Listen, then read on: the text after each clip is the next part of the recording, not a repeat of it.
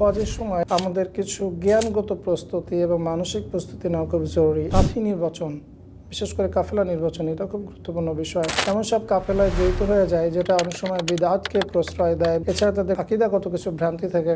সুতরাং আমাদের এমন একটা কাফেলার সাথে যাওয়া উচিত যে কাফেলার মানুষজন আমাকে আমলে উদ্বুদ্ধ করবে, সঠিক জ্ঞান উদ্বুদ্ধ করবে। সেজন্য আমি বলবো যে আমরা শুধুমাত্র আর্থিক প্রস্তুতি না নিয়ে বরঞ্চ মানসিক এবং জ্ঞানগত এই প্রস্তুতিটা আমাদের জন্য খুব সহায়ক হবে ইনশাআল্লাহ। এখন আমরা জানতে চাচ্ছি, যেটা অনেকেই জানতে চায়, যে তারা হজের মৌলিক বিধিবিধানগুলো তারা জানেন কিন্তু বিস্তারিত জানেন না। তো এরকম ব্যক্তিদের জন্য হজের প্রস্তুতিটা কেমন হতে পারে? হজের প্রস্তুতি মূলত আমরা সাধারণত আর্থিকভাবে যে প্রস্তুতিটা নেই সেটা তো থাকেই, কিন্তু তার সাথে আমার মনে হয় যে আমাদের কিছু জ্ঞানগত প্রস্তুতি এবং মানসিক প্রস্তুতি নেওয়া খুব জরুরি। এবং আরেকটা বিষয় হলো হজের সময় আমরা সাথী নির্বাচন, বিশেষ করে কাফেলা নির্বাচন, এটা খুব গুরুত্বপূর্ণ বিষয়। কারণ অনেক সময় দেখা যায় যে আমরা এমন সব কাফেলায় জড়িত হয়ে যাই যেটা অনেক সময় বিদআতকে প্রশ্রয় দেয় বা বিদআতি বিভিন্ন ধরনের আমল করে থাকে, এছাড়া তাদের আকীদাগত কিছু ভ্রান্তি থাকে। সুতরাং আমাদের এমন একটা কাফেলার সাথে যাওয়া উচিত যে কাফেলার মানুষজন আমাকে আমলে উদ্বুদ্ধ করবে, সঠিক জ্ঞান উদ্বুদ্ধ করবে।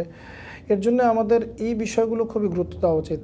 এবং ধরেন আমি একটা বিষয় ওখানে পালন করলাম বা করলাম না, সেই ব্যাপারে আমাদের জ্ঞান থাকতে হবে। বিশেষ করে শুধু হজ রিলেটেড, মানাসিক রিলেটেড আসলে জ্ঞান না, বরঞ্চ আমাদের হজেতে বিভিন্ন যে মানাসিকগুলো রয়েছে, বিভিন্ন আনুষ্ঠানিকতা রয়েছে, যেগুলো রসম রয়েছে, সেগুলোর ইতিহাস, সেগুলোর তাৎপর্য, এগুলো যদি আমরা জানতে পারি, বিশেষ করে রাসূলুল্লাহ সাল্লাল্লাহু আলাইহি ওয়াসাল্লামের সিরাতকে যদি আমরা ভালো করে বুঝতে পারি, তাহলে ওখানে গিয়ে আমরা যে বিষয়গুলো আমরা দেখব, সেই বিষয়গুলোর সাথে তার পিছনের যে কাহিনীটা যখন আমার মনে পড়বে, তখন ওই যে রিচুয়ালগুলো আমরা পালন করব, সেটা আমাদের জীবনে আরও বেশি প্রভাব ফেলবে, আমাদের ইবাদতগুলো আরও গভীর হবে।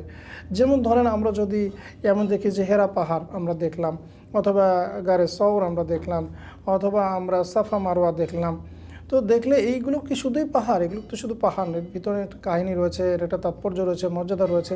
ঠিক একইভাবে মদিনাতে গিয়েও আমরা অনেক জিনিস আমরা দেখি, যে মাআলামগুলো দেখি, সেটা মক্কায় বলেন বা মদিনাতে বলেন, ইভেন হজের মধ্যেও যে মাশারাল হারাম রয়েছে, এছাড়া যে মিনা রয়েছে, আরাফা রয়েছে, এগুলোর পিছনে যে কাহিনীগুলো যদি আমরা ভালো করে বুঝতে পারি, নামকরণের তাৎপর্য বা এগুলোর ফজিলত যদি আমরা জ্ঞান অর্জন করতে পারি, সেক্ষেত্রে আমার হজটা খুব অর্থবহ হয় এবং এখানে যেটা রুহানিয়ত থাকে, আধ্যাত্মিকতা থাকে, সেটা একটা পূর্ণতা লাভ করে। সেজন্য আমি বলবো যে আমরা শুধুমাত্র আর্থিক প্রস্তুতি না নিয়ে বরঞ্চ মানসিক এবং জ্ঞানগত এই প্রস্তুতিটা আমাদের জন্য খুব সহায়ক হবে ইনশাআল্লাহ। আলহামদুলিল্লাহ, ইনশাআল্লাহ এটা আসলে আমাদের যারা দর্শক, যারা আপনার এই কথাগুলো শুনবে, তাদের জন্য উপকারী হবে ইনশাআল্লাহ।